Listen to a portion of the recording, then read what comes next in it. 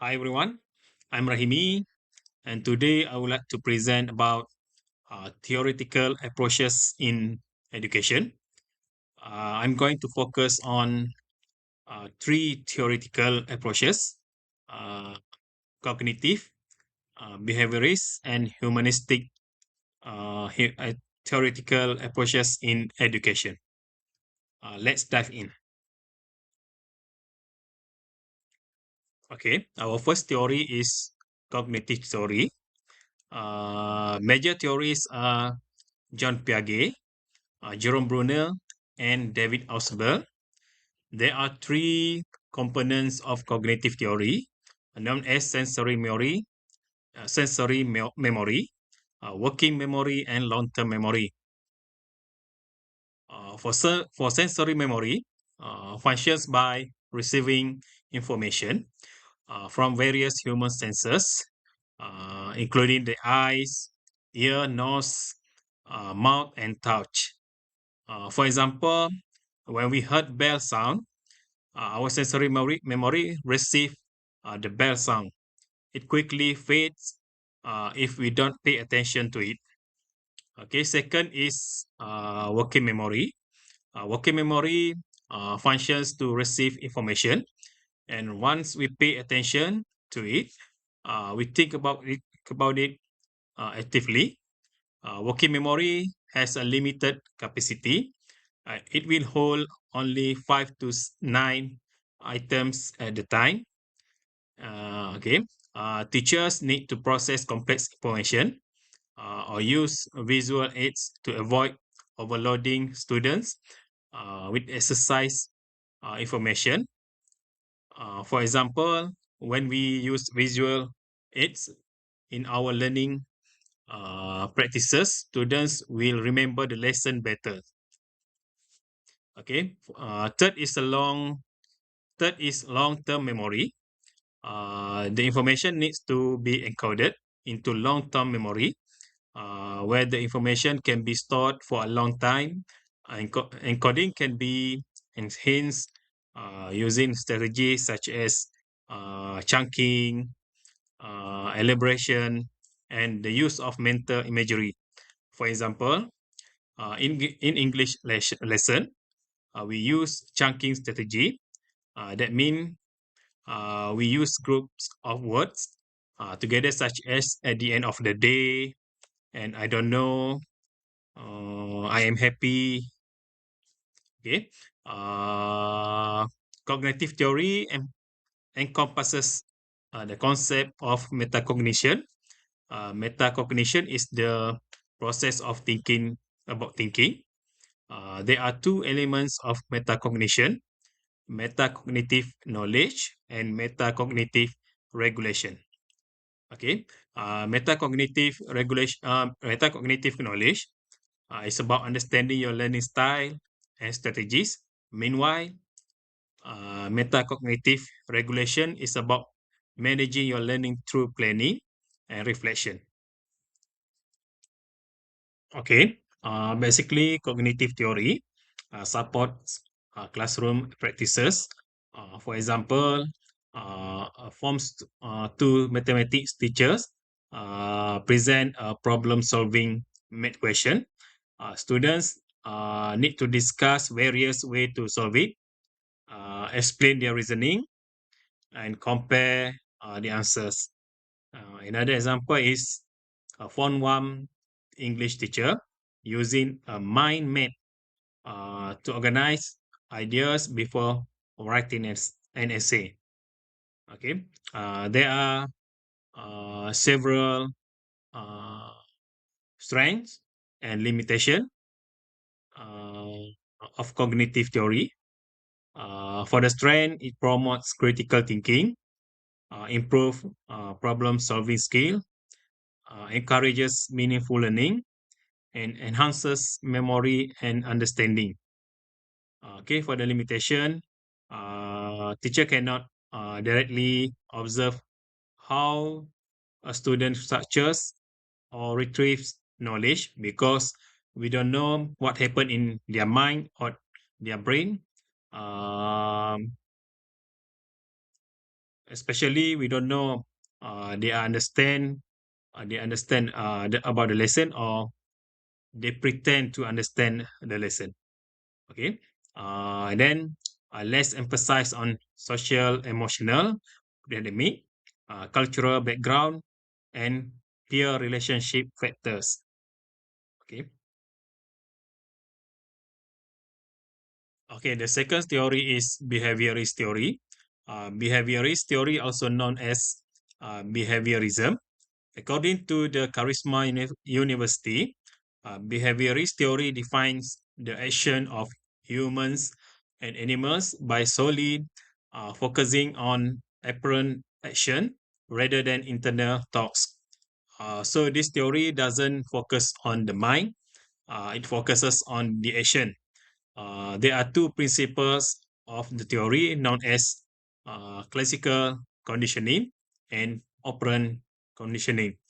Okay, classical conditioning was explored by Ivan Pavier, who famously trained dogs to salivate at the sound of a bell in educational context. This theory helps explain how students can begin to associate certain stimuli with emotional and behavioral responses. Okay. Operant conditioning focuses on learning through consequences. There are four types of operant conditioning known as positive reinforcement, negative reinforcement, positive punishment, and negative punishment. Okay. Uh, for positive reinforcement, it's about adding something pleasant, such as giving student sticker or praise to encourage desired behavior. Okay. Negative reinforcement is about taking away something unpleasant, such as giving well-behaved students no homework.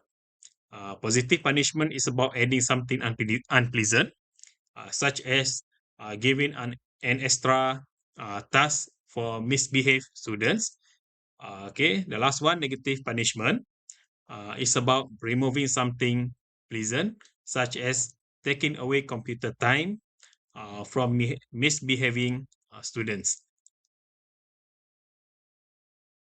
Okay, basically, behaviorist theory supports classroom practices. For example, a Form 3 science teacher gives stickers or praise when students complete their homework or answer question correctly. Another example, a Form 2 English teacher realized one of her students keep talking during the lesson. So the teacher gives a warning and add some extra writing tasks to the student. This reduces unwanted behavior during the lesson. Okay, there are strengths and limitations of behaviorist theory.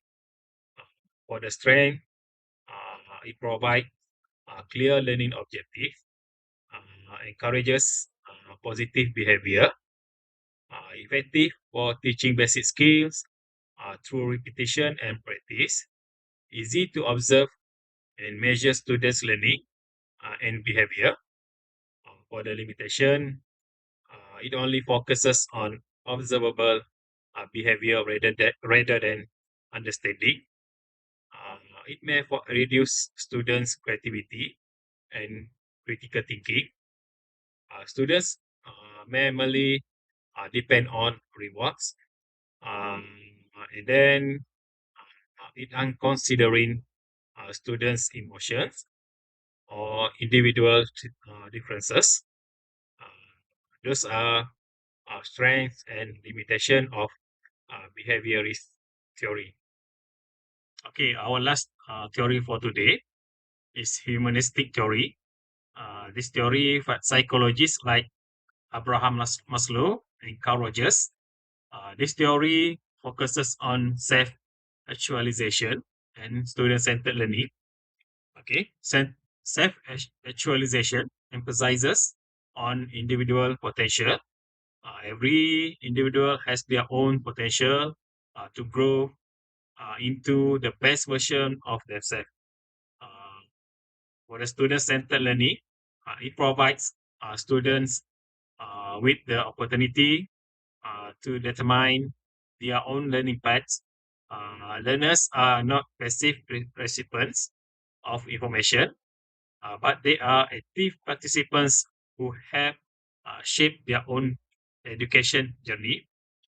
Student-centered learning helps students increase engagement, high retention, improve problem-solving skill, and foster deeper learning. Okay, basically, humanistic theory supports classroom practices. For example, uh, Form 5 English teacher begins the lesson with an emotions check-in, where students share their feeling in class. When we use this approach, we understand the students' feeling and try to create lessons that are suited to those feelings. For another example, Form 3 science teacher encourages students to choose their own project topic based on their interests and reflect on what they learn at the end of the lesson. Okay, there are several strengths and limitation of humanistic theory. For the strength, it promotes student-centered learning, support students' emotional and personal development, encourages self motivation and independence. It builds students' confidence and self esteem. For the limitation, it may take much time to implement it. It can be difficult to manage in a large classroom size. May provide less structure for students who need clear guidance. Learning outcomes can be difficult to measure objectively. There is the strength and the limitation of the humanistic theory or humanistic approach. Okay, uh, let us conclude the lesson, today lessons. Mm, which of the approaches is the best? Mm, for the conclusion, I want to recap what we have learned. Cognitive theory focuses on how students think, understand, and solve problems. Behaviorist theory focuses on learning through practice, repetition, and reinforcement. Also, punishment. Uh, and then, humanistic theory focuses on students' emotions, motivation, and personal growth by creating supportive, student-centered learning, supportive and student-centered learning environment. All of these approaches are important to develop student well-being. Okay, basically, there is no single best theory. Effective teachers often combine cognitive, behaviorist, and humanistic approaches because each theory supports learning in different ways. I think that's all from me. I hope you understand all three theories that I have shared to you. Thank you for your attention and for listening to those theories. Once again, thank you. Bye.